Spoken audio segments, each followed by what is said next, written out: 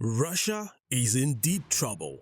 The once-feared Soviet arsenal, the backbone of Moscow's military might, is drying up. President Vladimir Putin is watching his war machine grind to a halt as Ukraine holds firm. Once boasting one of the world's largest military stockpiles, Russia is now so desperate that it's begging for weapons from North Korea and Iran. In this deep dive, we'll explore how the Russian military machine is breaking down, why Soviet-era stockpiles are almost gone, and what it means for the future of the Ukraine war. From decaying tanks to skyrocketing drone usage, here's why Putin's army is hitting its limits. In late July, the Kyiv School of Economics released the bombshell report. Deliveries from Russian military storage facilities have plummeted by more than 25% in 2024 alone. The study titled Disassembling the Russian War Machine reveals that Russia's war effort is now matching pre-2022 supply levels, a time when it wasn't actively engaged in full-scale war. That's catastrophic. Most of these supplies include tanks, armored vehicles, and artillery, weapons vital to the meat grinder of the trench warfare that defines much of the front. What's worse, much of the equipment reaching the front line is outdated, poorly maintained, or entirely unfit for modern combat. In many cases, soldiers are receiving units that skipped refurbishment altogether. These aren't just second-rate weapons, they're nearly falling apart. Let's talk tanks, the backbone of Russia's ground forces. From the early stages of the war, Russia relied heavily on the T-72 and T-80, both introduced in the 1970s. Reports even indicate the deployment of T-54s and T-62s, relics from the 1940s and 50s. That's not just obsolete, it's almost suicidal on a modern battlefield. According to military analyst David Ox, these tanks are being rushed from bases like the 1311 Central Tank Storage and Repair Base, 850 miles from Moscow, and they're not exactly rolling out new. They are rusty, often without basic repairs, and many are only partially operational. Some Russian regiments are being demechanized entirely, relying instead on motorcycles, pickup trucks, or even moving on foot. This isn't a shift in doctrine. It's a desperation. The root problem is supply. Russia has simply run out of its best gear, and what's left is crumbling.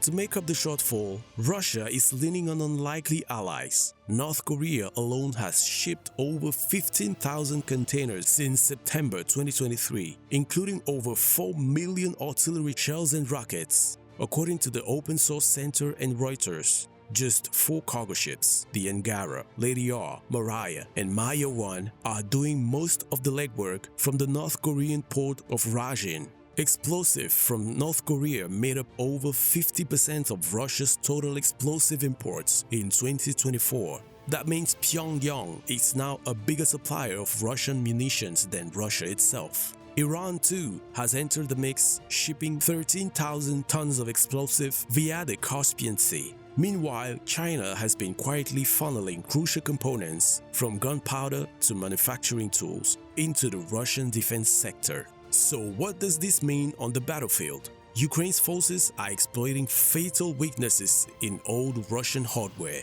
Take the T-72B for example. It's an ammo. Its ammo is stored directly under the turret. One well-placed hit by a Ukrainian drone, and the entire tank turns into a fireball. Even Russian soldiers don't trust their own vehicles. A tradition from World War II has re-emerged, riding on top of tanks instead of inside them. Not because of heritage, but because they know the armor won't save them. BMP-2s, common infantry fighting vehicles, have armor so thin that Ukrainian small arms can penetrate them from the sides and rear. Russia's frontline troops now treat their vehicles less as protection and more as transportation. Putin's strategy has been to grind Ukraine down, throw enough men and machines at the front, and something will break. But this attritional approach has backfired. The Center for Strategic and International Studies notes that Russian advances in areas like Kharkiv have averaged just 160 feet per day. Between January 2024 and June 2025, Russia captured only 1,930 square miles,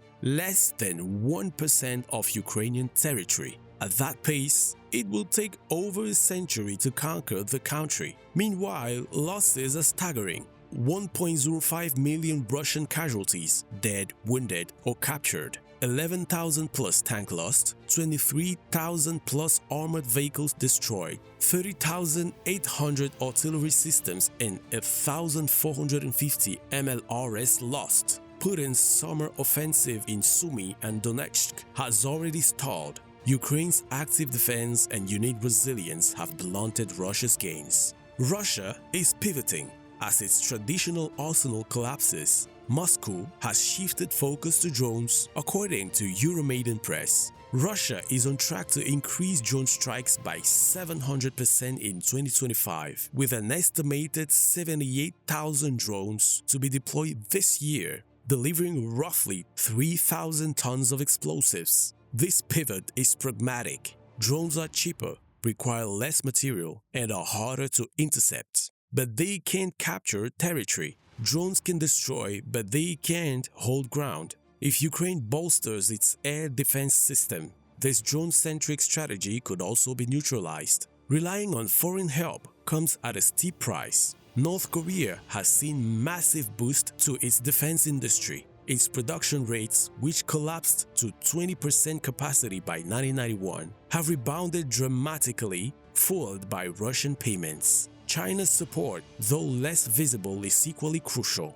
Machinery and key chemicals from Chinese firms are propping up what remains of Russia's manufacturing base. Iran, while sending smaller shipments, plays a steady role in sustaining Russia's artillery barrages. But none of these countries are offering charity. They expect payback. Putin is losing strategic autonomy with every container that docks in a Russian port. Former UN sanctions expert Hugh Griffiths puts it bluntly, without Kim Jong-un's support, Putin wouldn't be able to continue the war. The Russia's Soviet-era military machine is running on fumes. The tanks are older. The vehicles are rusting. The munitions are imported. Putin's plan to overwhelm Ukraine through brute force is failing under the weight of logistical decay and strategic overreach. Yes, Russia is adapting, turning to drones, foreign imports, and sheer manpower. But the longer this war drags on, the clearer it becomes. The Kremlin cannot sustain this fight without bleeding itself dry. Ukraine isn't just resisting, it is outlasting. Want to stay ahead on global military conflicts and their deeper implications? Subscribe to the Geopulse and turn on notifications for real-time updates from the world's most intense battle zones. Until next time, stay sharp.